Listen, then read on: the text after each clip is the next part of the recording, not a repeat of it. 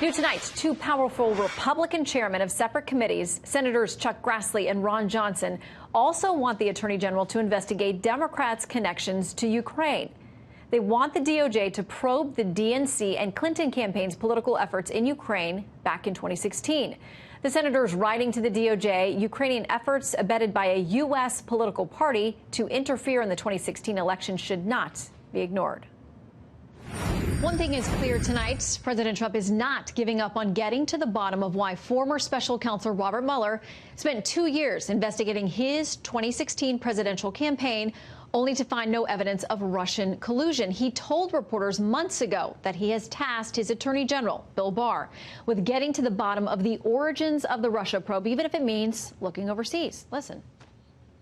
He can look, and I hope he looks at the UK, and I hope he looks at Australia, and I hope he looks at Ukraine. I hope he looks at everything, because there was a hoax that was perpetrated on our country. Let's turn to Fox News senior political analyst Britt Hume for a little analysis. Great to have you with us. Thank you, Shannon. Okay, but the headlines blaring today that this president has been pressuring foreign leaders to help him dig up dirt or to engage in all kinds of investigations. He said in May, in front of everyone, that's what he wanted to happen. So once again, we have a big scoop that turns out to be not news. And even if it were news, it wouldn't be wrong. If the president has an investigation underway by his Justice Department or a prosecutor therein, as he does, and we've all known about this for a long time, and the president solicits cooperation with that investigation from a foreign power, there's nothing wrong with that. In fact, my understanding is that that's kind of how it's done, that for the prosecutor to go directly to the foreign government without some kind of top-level intervention or introduction would be unusual. So for the president to ask for cooperation with the Attorney General and those working for him is perfectly appropriate as far as I can tell. Well, and just about contemporaneously with that, in May, after the president made these statements, we have a letter that is dated May 28th from the Australian ambassador to the U.S. saying, we stand by ready to help you with any of these inquiries. We're at your service, we're going to cooperate with us. The DOJ also in a statement today making no efforts to hide any of this, saying a team led by U.S. Attorney John Durham, you mentioned, is investigating the origins of the U.S. counterintelligence probe of the 2016 presidential campaign. Mr. Durham is gathering information from numerous sources, including a number of foreign countries.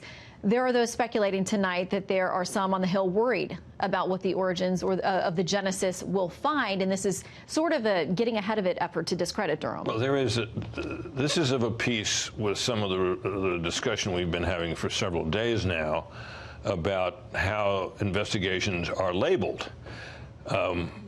Inquiries into Donald Trump are referred to as investigations. Inquiries in the past week's coverage or so that may involve former Vice President Biden are referred to as dirt digging. So now that's been carried over, it seems to me, into the idea that this inquiries into the origins of the 2016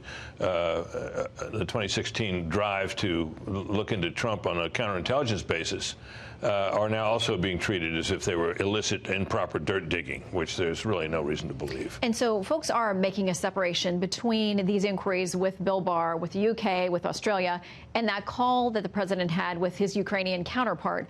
Here is what the Speaker of the House said when she was asked yesterday about this coming together to the level of impeachment.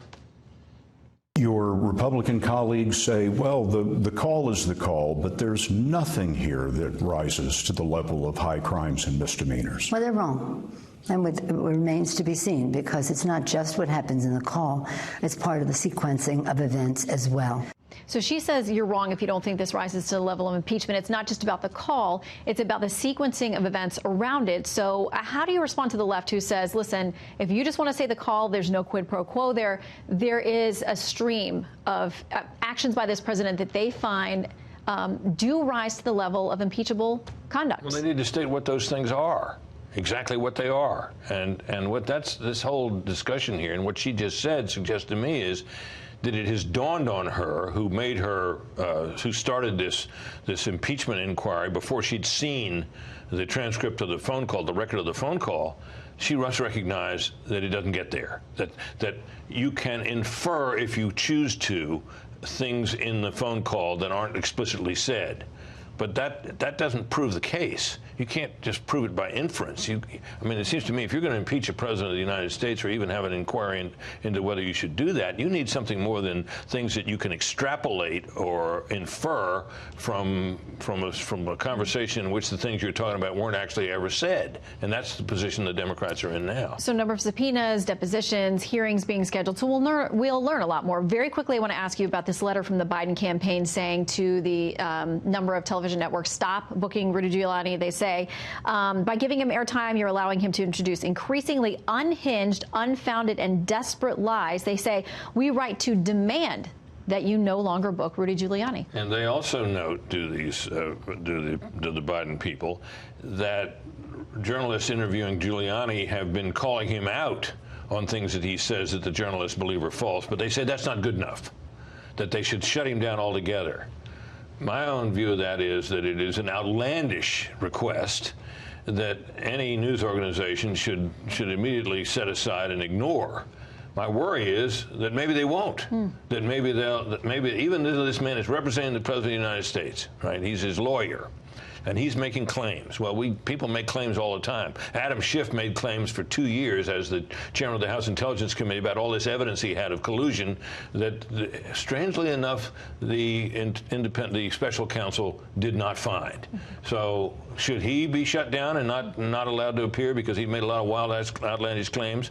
I think he should be taken with a grain of salt, but I don't think he should be shut down. And I think it's crazy to ask that Giuliani be shut down. Well, we have invited Chairman Schiff onto Fox News at Night numerous times. The door is open. He is always welcome to have this conversation. In the meantime, Britt, thank you for stopping in. Good to have you.